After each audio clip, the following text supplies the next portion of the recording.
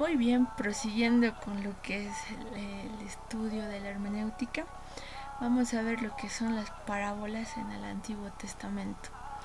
Ahora viene la pregunta, pero ¿hay parábolas en el Antiguo Testamento?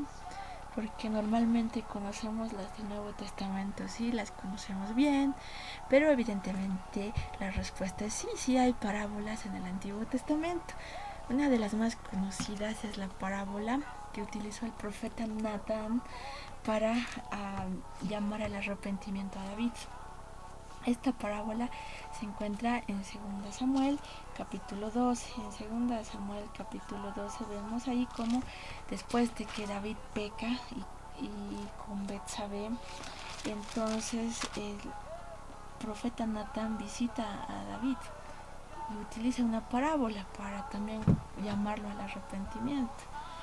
Y le dice el profeta Natán, los versículos del 1 al 7, Jehová envió a Natán a David, y viniendo a él le dijo, había 2 hombres en una ciudad, el uno rico y el otro pobre. El rico tenía numerosas ovejas y vacas, pero el pobre no tenía más que una sola corderita que él había comprado y criado y que había crecido con él y con sus hijos juntamente, comiendo de su bocado y bebiendo de su vaso y durmiendo en su seno, y la tenía como a una hija. Y vino uno de camino al hombre rico, y éste no quiso tomar de sus ovejas y de sus vacas para guisar para el caminante que había venido a él, sino que tomó la oveja de aquel hombre pobre y la preparó para aquel que había venido a él. Y ahora viene ahí la reacción.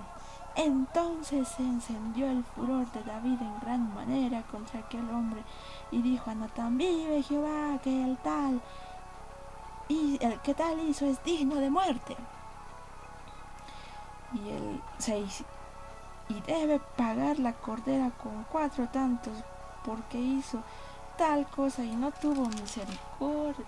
Y viene ahí la explicación, el versículo 7. Entonces dijo Natán a David, tú eres aquel hombre. Así ha dicho Jehová, Dios de Israel, yo te ungí por rey sobre Israel y te libré de la mano de Saúl. Si vemos un poco más del 8, y te di la casa de tu Señor y las mujeres de tu Señor en tu seno. Además te di la casa de Israel y de Judá, y si esto fuera poco, te habría añadido mucho más.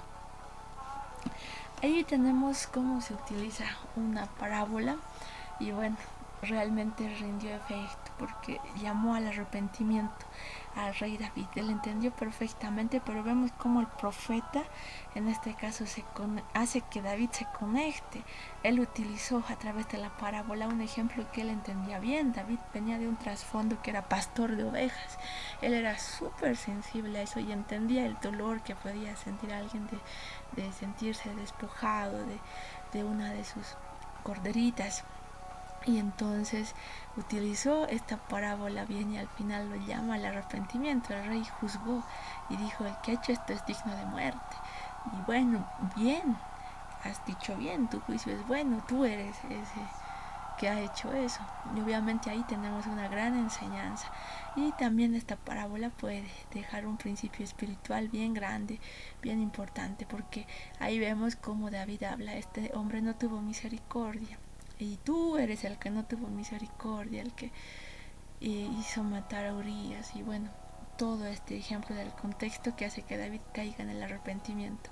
Entonces ahí vemos que sí hay unas parábolas en el Antiguo Testamento. Otra que también es muy interesante es la parábola de Ezequiel 17:2-10, igual que es específicamente para el pueblo de Israel en aquel tiempo y concordante con todo el mensaje del libro de Ezequiel, la llamada igual al arrepentimiento, la llamada a lo que es el justo juicio de Dios sobre el pecado y bueno, como también él va utilizando diferentes formas para transmitir un mensaje y un llamado al arrepentimiento.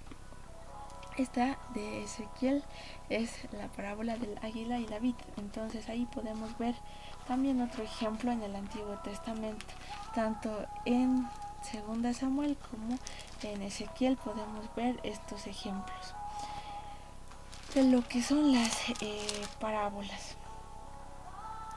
Entonces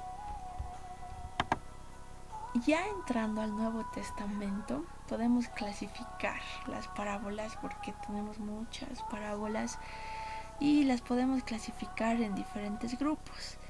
Las parábolas que tienen que ver con la gracia y la responsabilidad, ahí tenemos la parábola de los dos deudores, la parábola del prestamista, tenemos parábolas que están dirigidas hacia los perdidos, ahí tenemos tres que son las más usadas: la oveja perdida, la moneda perdida y también el hijo pródigo, que en las tres se hace mención de la fiesta en los cielos, del regocijo al encontrar la oveja perdida, la moneda perdida, o también cuando el hijo pródigo retorna a casa. Entonces ahí se ejemplifica la fiesta, cómo el Señor celebra cuando vuelve uno de sus hijos a casa. Tenemos parábolas que explican el reino, cómo funciona el reino, cómo son los principios del reino. Ahí tenemos el sembrador, la semilla del grano de mostaza, la perla de gran precio. Ahora tenemos parábolas específicas de Israel, la relación de Israel también con con el Señor, y también un contenido ahí más escatológico. Tenemos la higuera sin fruto, tenemos la parábola de los dos hijos y los labradores malvados. Entonces ahí tenemos estas parábolas que también son herramientas utilizadas por el Señor para transmitir un mensaje de los principios espirituales. Entonces podemos verlas y analizar estas parábolas con calma y también ir trabajando en el mensaje que podemos recibir de ellas. Tenemos también algunas parábolas referidas a la oración en específico, y ahí está la parábola del amigo importuno, el amigo necesitado. Tenemos la parábola de la viuda y el juez injusto. Tenemos la parábola del fariseo y el publicano. Tenemos la parábolas escatológicas, también parábolas que hablan del futuro, como la red. Tenemos también la parábola de las 10 vírgenes, la parábola de las ovejas y los cabritos, y tenemos también parábolas que tienen que ver con la mayordomía y la administración del dinero. Ahí está el rico insensato, el mayordomo infiel, el rico y Lázaro, y también lo que son parábolas específicas sobre el discipulado. Por ejemplo, el buen samaritano tiene que ver con eso, quién es mi prójimo. Los obreros de la viña también tienen que ver con el discipulado. El precio del discipulado, que está en Lucas 14, del 28 al 33, lo que cuesta seguir a Cristo.